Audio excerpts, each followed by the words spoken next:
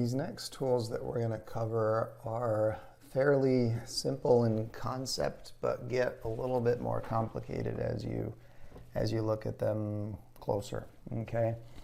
Let me try to show you what exactly I mean by that. So, last time we covered these first three, mirror, duplicate, and transform. Today I want to cover the align, create, pivot, and plane cut. I want to do it in a slightly different order, only because both of those can use the pivots. And so let's start off with creating a pivot. A pivot, think of a pivot as an ability to insert another plane onto your scene, another coordinate system, if you will. Even though you can use pivots to turn an object, that's not how I would think of a pivot. I would think of a pivot as within this world. So like if I turn on the grid and you see this little box up here, so there's a world grid coordinate system where Y goes up and then X and Z go in different directions.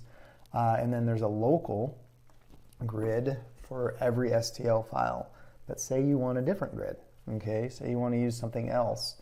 That is what creating pivots is all about. And you can see in the icon itself, it has the little XYZ with a little circle around it.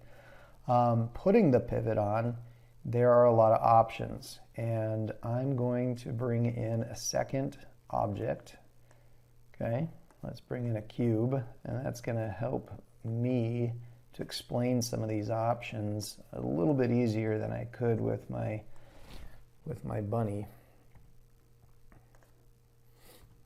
Hey, like my new bunny is playing around with those sculpting tools again. All right, so I'm going to turn that on because if we go into creating a pivot and you look at the placement mode, there's a lot of different options to put a pivot onto your scene, okay? And maybe before I explain these, I want to explain these, the coordinate frame. Geometry frame is what the default is for each of these points, okay? So each of these points, the software has a way to orient that coordinate system, and that geometry frame is that. So that's kind of the default. But if you don't want it to be the default, if you want it to be something else, you can change that. So for example, a surface point. I can click anywhere on this surface and it will put a pivot, okay? And it's using the geometry frame. Now in this particular instance, I don't think it's very different than the world frame. Okay, maybe just a little different. You can see the Y is still up in both of them, but it's changing the X and the Z. But notice something interesting about I-ray frame. An I-ray is a frame that aligns with how you're looking at the screen. So perpendicular to the screen of your computer. And so if I am, let me center this. If I'm looking at it this way and I click here, notice that I can't see the green one because it's pointing right towards the screen, okay? If I do like this and move it, click like this and move it, click like this, the I-ray, as they call it, is you looking directly on it. And notice that however I look at it, the blue, which R, G, B, X, Y, Z, so that's the Z, that blue immediately goes to the left. I'll say parallel to the bottom of your screen, okay? And then the red will just end up, so if you're wanting to take an object, because later you're going to see that we can use these planes for aligning. If you want to take an object and align it to your view, that's a way that you can do it. Okay, you can align multiple objects to that same plane. So that's an interesting use of the coordinate frame. And then linking to a target simply means that this pivot actually links to it. I don't know all the times that that's going to be useful, but I know one, and I'll try to remember to show that to you. All right, so now that you understand what the coordinate frames are, let's look at the many different options you have. So surface point I already talked about. You just click anywhere on a surface and it puts it right where you click. This one that says snap to a vertex. Okay, if you remember from the discussion we had a long time ago, a vertex is what sits at every little point of these triangles. So if I click off to the side of this, see how it jumps to there? You know, and it's going to jump to the closest one. So I'm clicking, but see how it knows? Oops, I guess I put a pivot down. I didn't know you could double click. Oh, there you go. That's a new one for me. You can double click to add the pivot. Let me just undo those. So you can see it's snapping to, oops, create a pivot. The shortcut is 5. And so snap to a vertex was this one. Snap to an edge. This is an edge. This is an edge. All the edges are what connects one vertex to another. So you can see that it's just snapping to the closest edge from where I'm clicking. Okay. Snap to an edge midpoint. So if you notice in this first one, I can click here and it snaps to here, but obviously this is the midpoint between here and here. So if I click midpoint, now it's always going to snap. Doesn't matter if I snap right here, it always is going to go to the center.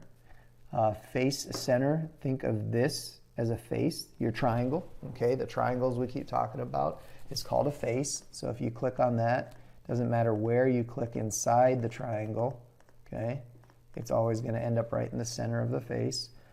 Group border, I'm going to exit out of here, select, this is my select tool.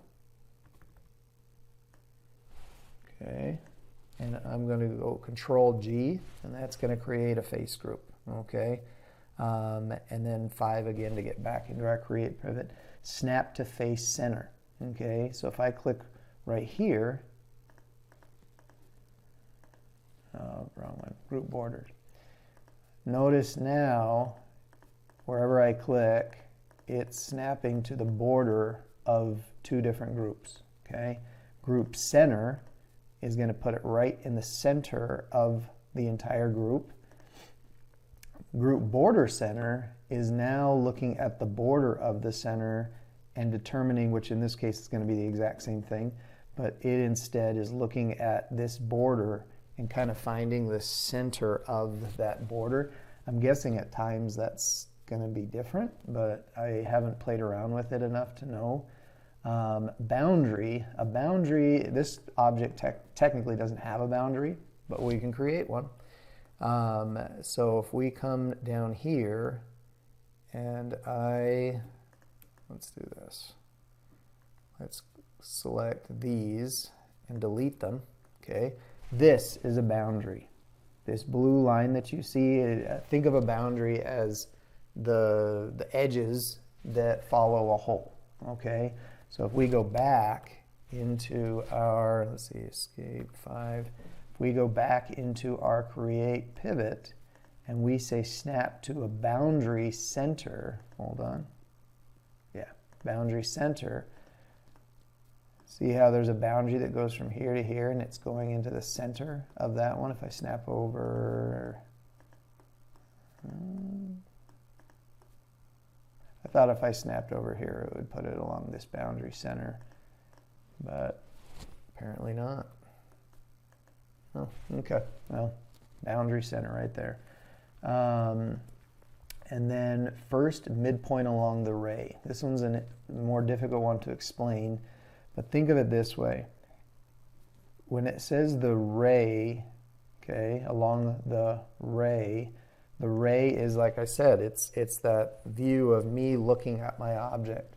So if I'm looking at this object, and the way I would do it first is I'm going to align this corner to this corner, and then I'm going to click right on this corner. And because I'm looking down through this object, that corner and the other corner, and it says the midpoint along there, means it's going to go through the object twice.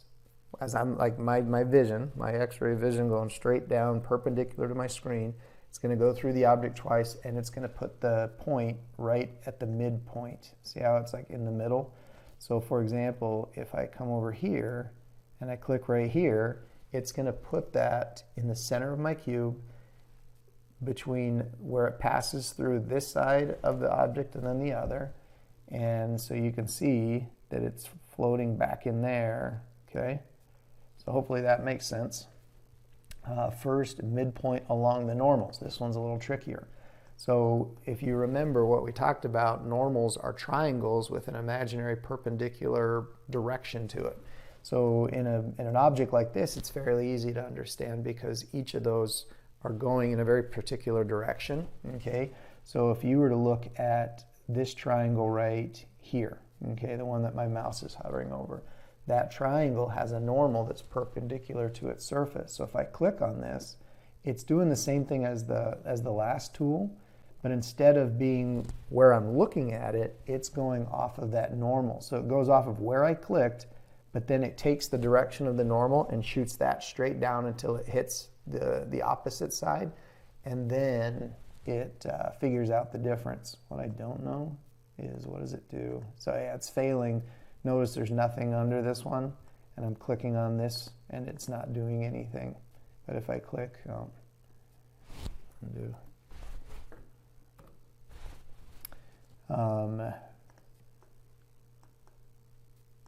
Let's see, snap, this one, along the normals.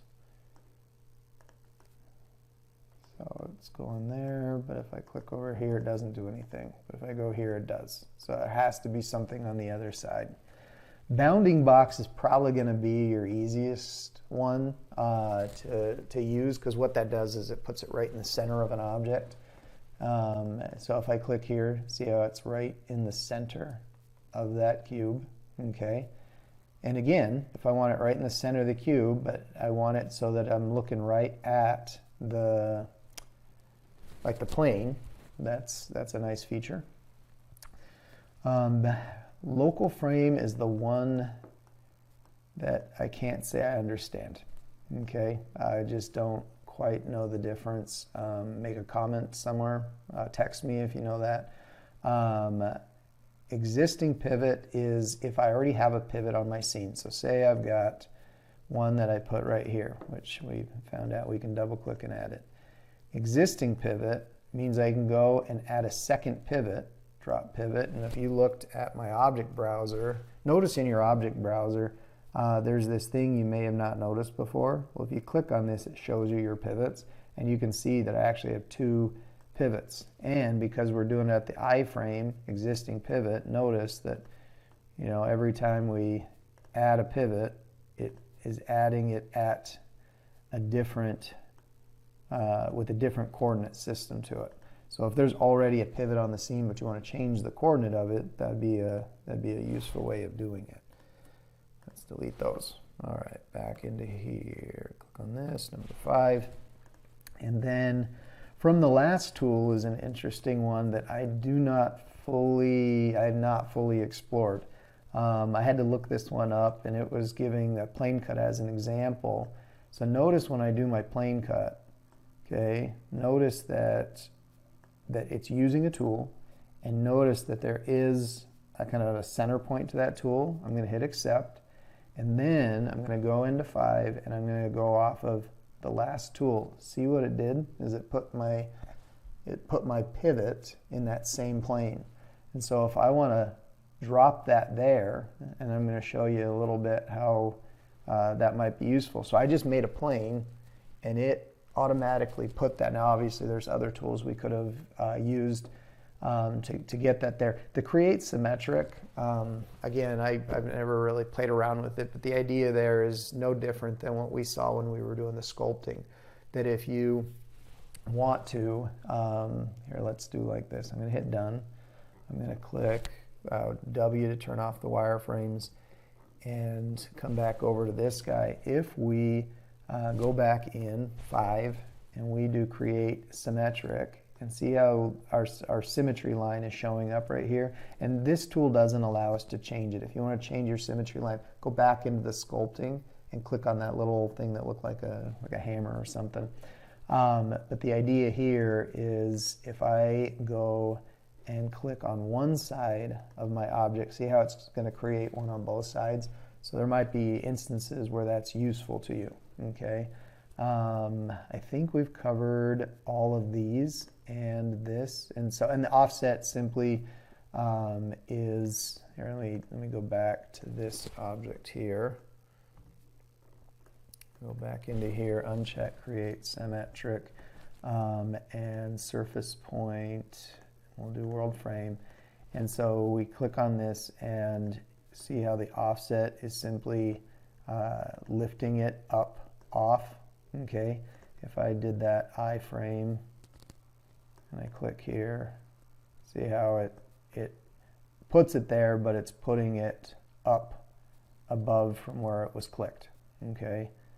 And so it gives you kind of an idea that you can raise it up there. You'd have to, spend a lot of time with these before you're knowing where you want to put things. All right, so technically this pivot I'm going to delete, okay? That's the pivot tool. All right, so now I want to go in and show you another tool. I want to show you this one called Align. And if you ever have an object sitting right in the center of your scene, I've always noticed that when I go into Align, under Edit, go into Align, and then the keyboard shortcut for Align is N. But if I go into Align, it shows me in clear where my object originally was, but then it shows me where it wants to put it. So right now it's saying that the source of this object is the base point and the destination is a pivot. Okay, now I haven't clicked on a pivot yet, but for some reason it's putting it over here. That I don't know why. For the time being though, I'm going to take this bunny and I'm going to move it over here into the corner because some of the tools puts it in the center of my plane here, and so I want to get it out of the way. So going back into Align, and let's put these to the default, okay? So if you notice on this one, this right here, this is showing what it is using for my alignment, okay?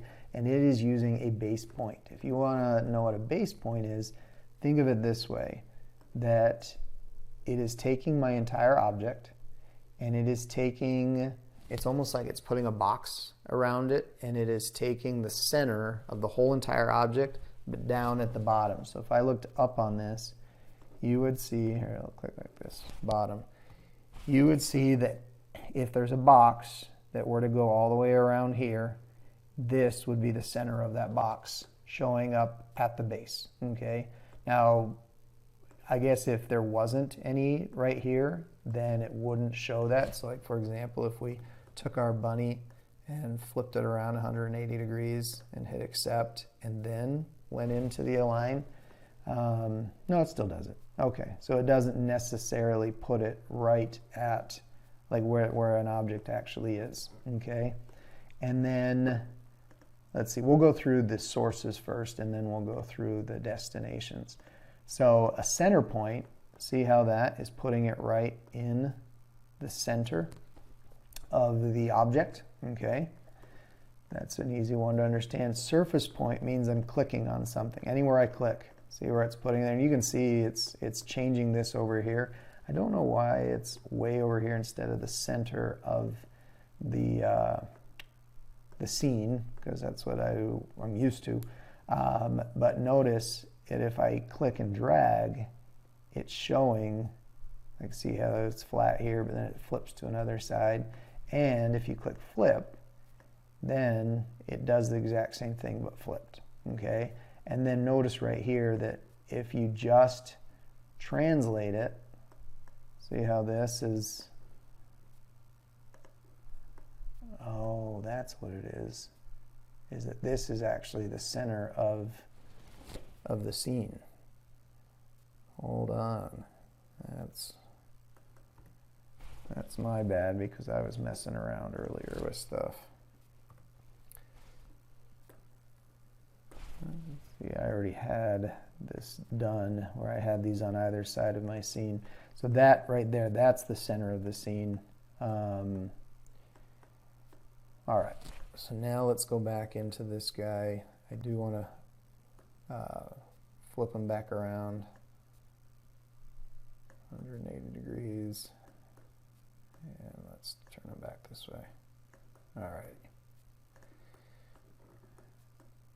Going back into our tool, N. All right, so that's the center of the scene. And like I said, surface point is you're clicking anything and it's putting it there. And in terms of like the direction on how it's deciding how to put it, you got to go back to the thought of normals. So every triangle has an imaginary line perpendicular to that triangle. And right here, what it's doing is it's looking at the normals around where I'm clicking and it's finding an average, okay? And because I have the flip unchecked, you can see that the averages are keeping it this direction. Flipping would just flip the direction that those normals are in. So if I were to click up here, you can see that it's trying to do the same thing. It's not perfectly parallel because it's trying to kind of find an average. And I bet you could, you know, if you tried hard enough, find a spot that would put that parallel, but easier if it's a flat plane like this to go ahead and do that. And then the translate only means that it won't flip it around. Okay, see how I'm moving this around and it's trying to align it to here, but it's not actually turning the object. So that's what that one is. Surface scribble takes, like, I can draw in a whole entire area and it averages it out. So if I draw the top top of the rabbit's head, see how it takes an average of those and it aligns that to the plane. So get his nose there, see that? And then if I do the rotate, and I do it, I forgot I had that turned off. If I do the top of his head, you can see that it's putting the, like making an average of something and then putting that right there, all right? And then a pivot is a pivot. So this rabbit doesn't have a pivot.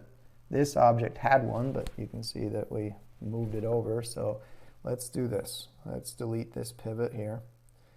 And then let's go on over to here and hit 5. And we'll do a surface point. And let's do the I-ray frame. And so we'll click, or actually maybe geometry frame. There we go. And then so it's just going perpendicular to that plane. We're going to drop that pivot and then hit escape.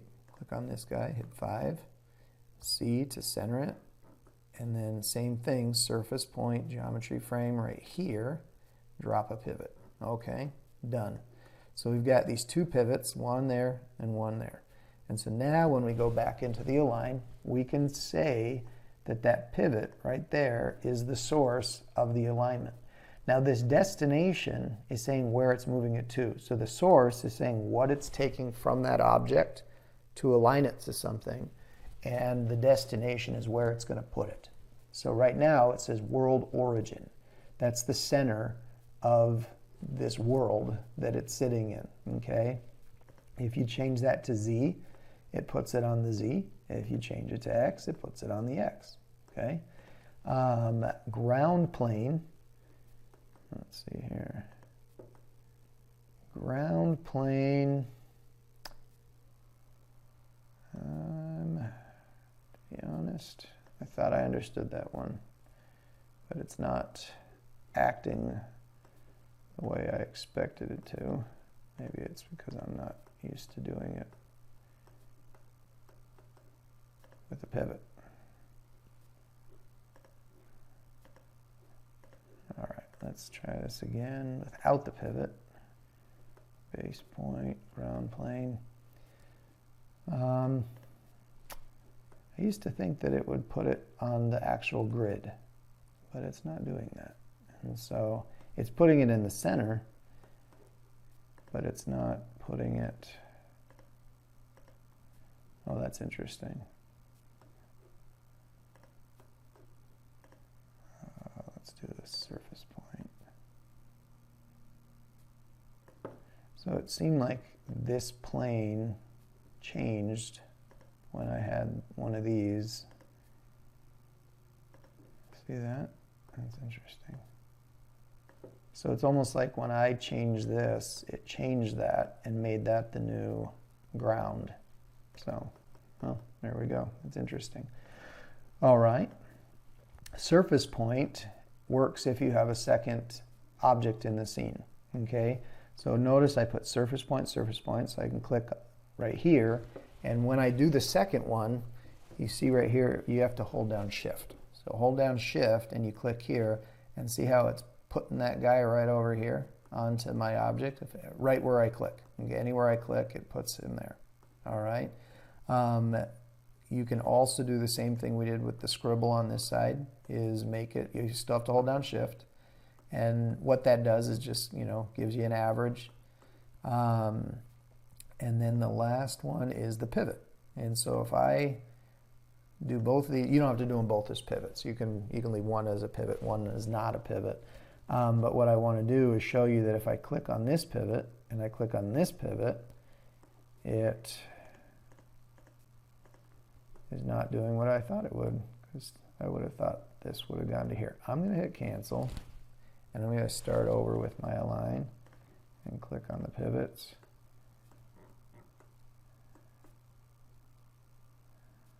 So what it's doing is it's keeping this relationship, it seems.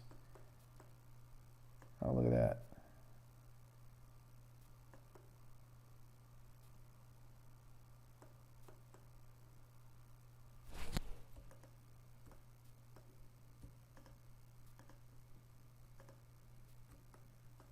Not what I was expecting. All right, let's do this base point to a pivot, flip it, and that definitely gets you there. So I guess going from one pivot to another doesn't quite do what I thought it was. I'm going to hit cancel, because another thing that I wanted to point out is that when we were doing our pivots, notice we linked these, okay? When you have a pivot linked to an object, another way to align is to click. I haven't let go of the left click, and you can drag it to another one and see how it just aligns it. So that's kind of like a quick way of doing an alignment, and see how when I did that, it opened up the alignment tool. And I can click accept, and now I've taken an object and aligned it to a plane that I previously created. So interesting, right? Another thing that, let's see here, escape 5, or let's undo, put that guy back where he was, and escape, and N, click on him, N. Actually, maybe we got through it all. So that's the align tool. Okay, that is how you can take one object and align it to another using a variety of different options. Last tool I want to discuss, which probably will go a little quicker, is the plane cut. Okay, plane cut has 3 options here, 4 options here. Let's go through these first. So plane cut, discard half. What a cut means is that it's going to make a cut all the way through this object, and everything you see here that's see-through will disappear. What I've noticed is if you've had Mesh Mixer open for a while and you've been doing a lot of stuff, sometimes, it's rare, but sometimes it stops showing the clear. And there was a video earlier in the course that this happened. You can hit save save the whole thing down here, save like this, and then close it out, open it back in. Chances are it'll start working again. It's just things are weird in that regard, okay? And then, so let me show you what I mean. So I hit accept and see how that cut everything out. I'm going to undo. And then notice if I was like, well, I didn't want this to stay, I wanted to keep this, I call it the big fat blue arrow, that flips it around so that something else, okay? And with the plane cut, you can drag these to change the plane, or what I prefer is drawing a line like this. So I'll sit there, I'll draw this over here just to get it out of my view so I can see this, and I can, go like this. I want to cut right through the center of his head. See that? I feel like that's an easier way of doing it. Another thing that's useful is you can either grab this and drag it up and down, or you can just click. Now, I used to always tell people don't use these because it's too choppy. It's hard to be precise. But I've noticed in time that maybe it was an update they came out with. I don't know, but now it's pretty fluid. Okay. The difference then between a cut and a slice is cuts half of it away. The slice keeps both sides. Okay. So right here, it still looks the same, but notice when I hit accept, it doesn't look like anything changed. But if I came and clicked this little, like while I have the object selected, if I click on that, you can see that it actually did cut in between there. And if I were to hit S and then click here and then E for expand to connected, it will expand all the triangles. And if I hit Y and then T and move this down, you can see that it actually did cut through it and it filled these different holes on both sides. So I'm going to undo, undo, undo, undo, clear selection, get out of that. Okay. And then the last one in that drop down, plane cut, is slice groups. And this one's an interesting one because what it allows you to do, let's see, let's just grab the end of his tail right there. Oh, you know what? That is still not, I didn't undo it enough.